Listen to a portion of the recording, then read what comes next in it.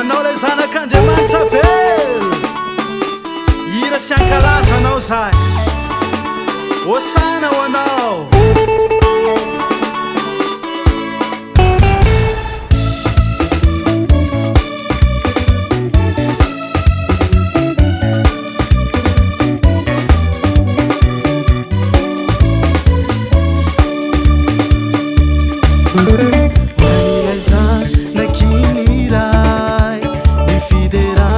Asanjatai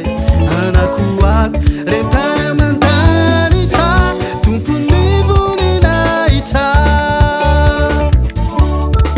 wanilazan nakinirai nifideran asanjatai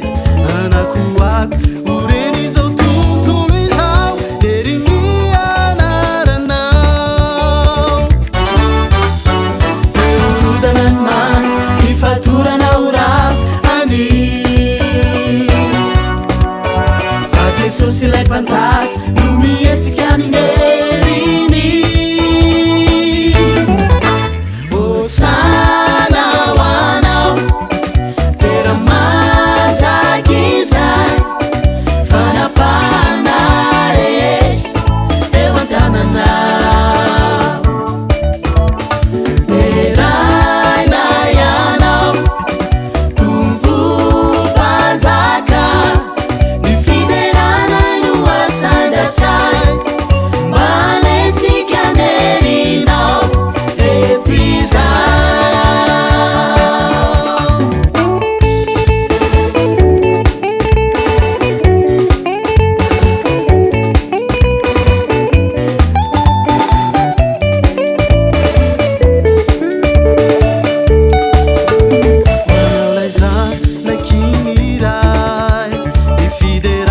mandakizai anakuak ureanandanita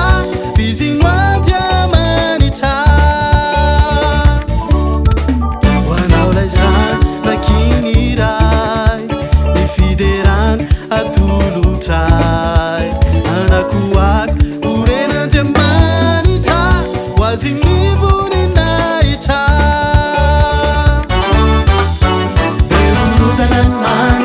faturana uraf ani fayandao ilay mahery no mietsika mike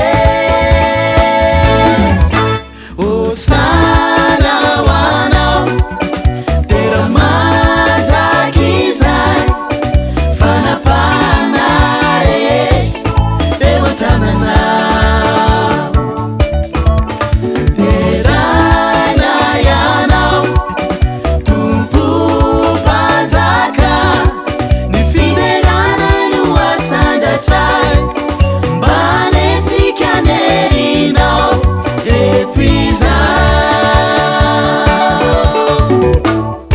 falehibe Jehovah ka mendrika ho derainy indrindra